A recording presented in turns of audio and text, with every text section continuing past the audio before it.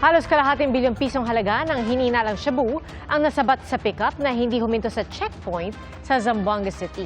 Nadisgrasya pa ang pickup sa gitna ng habulan. Saksi, si John Consulta. Hinabol ng mga operatiba ang isang pickup matapos hindi huminto sa inilatag na police checkpoint sa Zamboanga City pasado alas 8 kagabi. Sa halip, humarurot ito at pumasok sa barangay Bungyaw.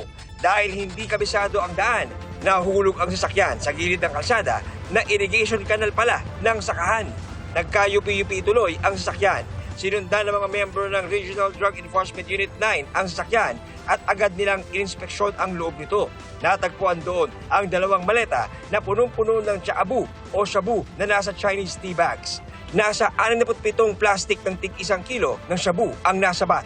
Ang halaga, mahigit 455 milyong piso. Arestado ang 46 anyos na driver ng pickup. Hinahabol, ang target po natin is makuha yung katransaction niya. Sana. Pero hindi naman tayo pinalad. Kasama noon ng suspect ang kanyang asawa at anak.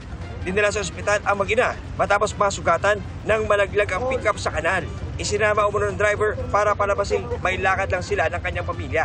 Ayon sa PNP Region 9, base sa impormasyong nakarating sa kanila, pakakaisa na ng pickup na i-deliver ang kontrabando sa isang lalawigan sa Zamboanga Peninsula. Massive checkpoint operation by RDEU at Zamboanga City Police Station. Fortunately, nakakuha tayo more or less 67 kilograms of shabu. Sa investigasyon ng pulisya, lumalabas na galing Malaysia ang shabu at idinaan sa Siasi Sulu bago nakarating sa Zamboanga.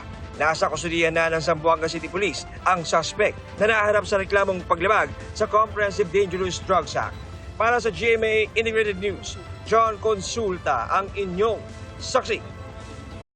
Mga kapuso, maging una sa saksi. Mag-subscribe sa GMA Integrated News sa YouTube para sa iba't ibang balita.